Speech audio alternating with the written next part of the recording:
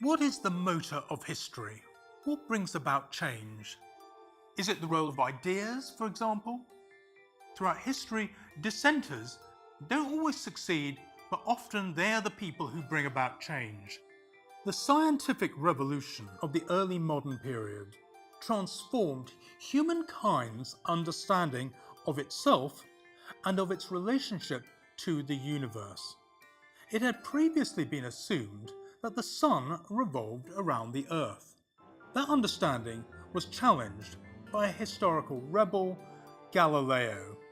He showed that actually Earth revolved around the sun. This was not a message that the Catholic Church wanted to hear, and he was persecuted for saying this. For us today, Galileo stands for the idea that the intellectual has to pursue scientific inquiry no matter how uncomfortable the results.